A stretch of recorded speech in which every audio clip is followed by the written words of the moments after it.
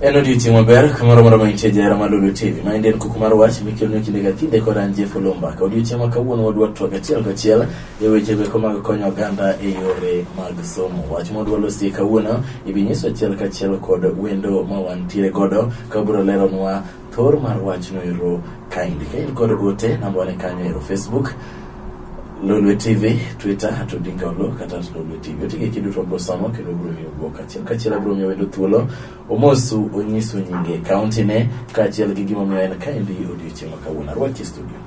Kamano. Mos oganda wa maneno Lulu TV nyisgi nyingi gi county ne ae to gi gimo miyo kawuono ibedo kod ai studio kaindi Lulu TV. Kamano Jeff.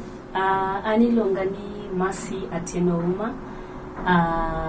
An founder mar Masomo Mashinani Initiative Project Mawatimo Siaya Kamauoke. Masomo Mashinani Initiative en project Mawatimo Siaya watemo manyo buge ma isomo kata buge mag ndiko to watero ne nyithindo ma onge gi buge e Siaya County, skunde ma Siaya County.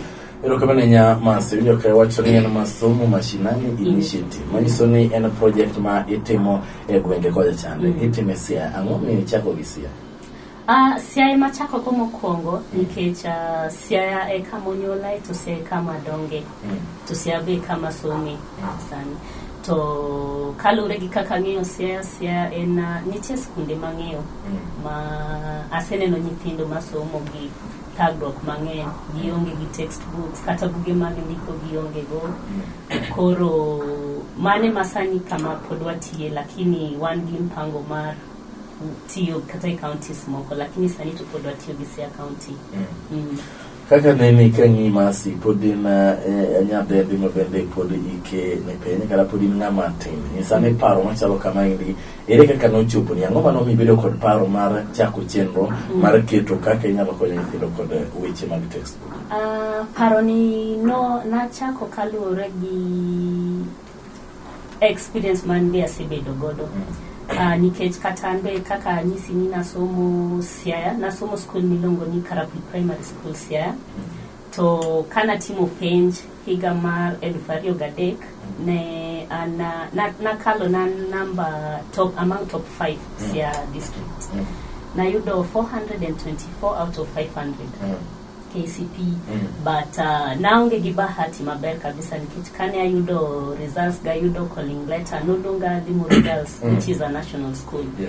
So around that time na yudo apparently calling letter around 16th of January and then 21st of January to babwa mabe ni ng'ato netiyo ne Nyasaye okawo koro ne aonge gi ng'at mane nyalo chulo na school fees to Nyasaye nokonya nikech within that period from 21st of January to 2nd mane en tarik mane onego benado nje school. Nyasaye no yawo na yo mana yudo ng'at mane okawa mochulo na school fees from form 1 to form 4 to kata bang form 4 kana kalon kit form 4 nandi minus mana yudo nadonjo university through JAB but pod jogi no mako lweta no telo na manyaka tieko mayudo teach. So and I was among the lucky one nangi bahati na yudo lakini na yudo mane nyalo konya lakini ntie jok mang'eyo makatamani wasomo go. Jok mano kalo penj to ne gionge ng'at mane nyalo chulo ni school fees. Makata king'iyo tineno mane ng'at mane riek lakini chance mano onge go. Koro paro mar masomo mashinani no wuok gi kanyo nikech koro atemo ni mondo mi nyithindo moko be mariek amigi nafas kata mar textbooks nikech yudo kata textbooks ni ok kila ng'at man gi textbook nitie skunde moko makidie tiyudo ka nitie gi library lakini library onge gimoro amora onge textbook ma nyithindo nyalo somo koro mane ma watemo for now mane gima watemo timo wach mar textbooks lakini pod wan gi ideas mabeyo ma wadwaro endeleza go masomo mashinani. Ero ne Mercy ni sane chenro ni re unjo kai wacho gimo miyo ne chake ki wacho ni gima no ne chake en ni ne yonge kod nyalo eno kaka nitie ko class 10 kod 2 to ne nyalo bedo kod class 8 to ne nyalo bedo kod ng'ikruok e dhi nyime kod somo kai tiyudo ng'amo mako badi ma idhi nyime kod somo mari ting'e ni nitiere jo mathoth ma bende ok nyal dhi nyime kod koso mar nyalo. Chenro ni chake higa mane to chake kod joma chalo nade kusuing mana kinde? Okay kenda chenro ni achake higa ni kawa chako higani gimoro February. Yes. Ema nachako chenro ni. Ma to jok ma watime go gin ng'eny gin jok mane antie go university, Moi University. Yes. Yeah, one around Nyeri Beach, jok mane wasomo go mabe opitia maisha kabila no jok ma o struggle mondo gin be gidhi school ka githagre lakini gisete mo manya sai bokonyogi. Koro ng'enyne en jok nyiri mane wantie go kaito wan gi patron wabe ma temo konyowa e yore mag yudo pesa mag nyiewo go textbooks be. Koro sanieri maendi injin wano chako wacho no chake dwe mar 2 higa nieri. Wachake dwe mar 2 higa. Nyaka no chake sani nyalo wacho ni ang'o miseneno ka timore. Nyaka no chake nyalo wacho ni kaka no chake sani neno ka chenro ne dhi nade bende is it working out? Yes, it's working out nikech kane wachake February mokwongo tie sani wasedhi skunde 4. Yes. To kuom skunde ma wadhi gi textbooks ma watero at least 100 textbooks. To so far nikech kawadhi to watemo mondo wa keep in touch gi jopuonje. Ma kata bang'e ka wasewe textbooks sani to kwawegewa kamano wagocho ne jopuonje watemo neno ka buge ma wamiyo gigo konyogi. To so far there's a positive feedback nikech gi appreciate textbooks kwa wasetero negi. To textbooks gi kikoro uyudo gi kure nikech ang'eyo ne samoro ng'ato dwar ni mondo miu kata textbook kendo uyudo gi kanye to gin mag jo class gi en primary level koso secondary koso magi. Sani masomo mashinani wadil gi jo primary school. Koro gima watimo ng'enyne watiyo gi social media to gima watimo wakwayo ji through social media wakwayo ji jok man gi textbook social media kende. No, social media watiyo kata gi contacts wa jok ma watiyo go jok ma wang'eyo kama relatives, friends magi jok ma watiyo go sani. To gima wakwayo ji ni iyudo ni seche moko ng'ato in gi nyithindi mosetieko school tin gi textbooks e ot. Yeah. To onge ng'at ma tiyo gi textbooks go. Koro ng'enyne gima wakwayo gi kantie di kabila go to gimiyowa textbooks. Kendo yo moro be ma watiyo go e yudo textbooks en nitie jok ma be iyudo ni ng'ato onge gi buge lakini ogombo konyo ji. Koro seche moko gi approach to gimiyowa kata pesa kaito wadhi wanyiewo go buge. Yes, but sani ng'enyne jok ma watiyo go gin contacts jok ma wang'eyo, relatives, friends. Yes. Apart from textbooks gi nikech ang'eyo samoro skul nyalo dhi to yudo ka samoro textbook ire wacho ni textbook dire kanyo samoro ng'ato onge kata nanga ma onyalo roho kodhi skul samoro bende onge chiemo onge kaka onyalo miyo nyathi modenyo textbook. Yes. Ka ok textbook kende ang'o gine motimo na nyithindo gi kende? Seche ma wadhi textbooks kendo ka wadhi seche ma wadhi e skunde jiwo textbook ka wadhi ok wadhi to wabolo textbooks e library to wawe kamano. Ng'enyne wakwayo jopuonje mondo gimiwa be opportunity gimiwa chance mar romo gi nyithindo go mondo wawuo kodgi nikech ng'eni nyithindo be seche ma gineno ji matindo ka wan jok ma be osepitia maisha matekno. Magi chopo magi dhi high school magi dhi university magi tiek magi kalo to gin be gibedo motivated mondo gisomo ging'eyo ni gini ok ochino ni nyaka ibede school maduong' koreka inyalo kata chopo e university.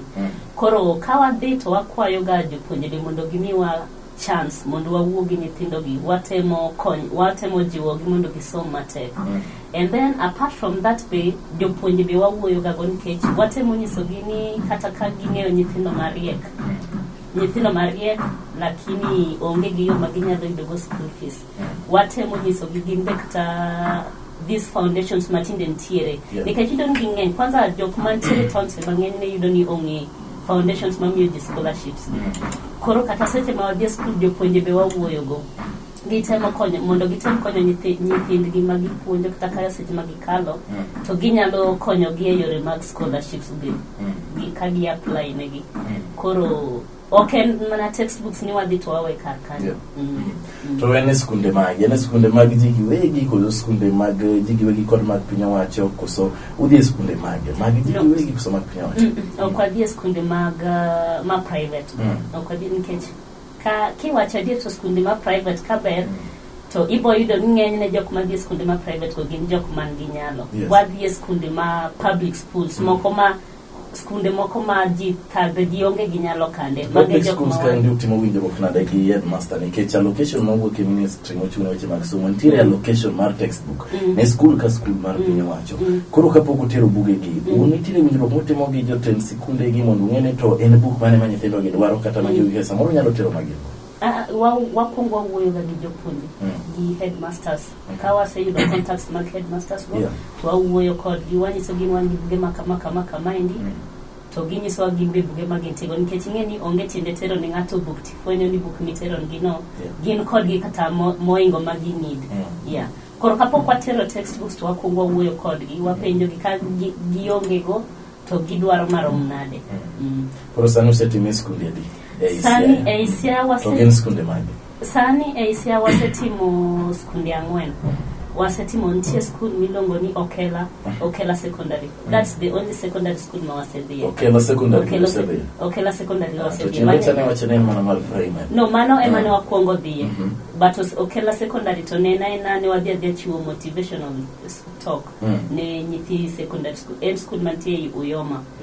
But koro skunde ma wasetero e books ntiere Kambajo Primary School, mano ntiere Bondo, kaito wasedhi Usire Primary School, mano be ntiere e Bondo, kaito wasedhi Achage Primary School, mano ntiere Kambajo, Usire, Kambajo Primary School, Usire Primary School called Achage Primary School. Okela Secondary School.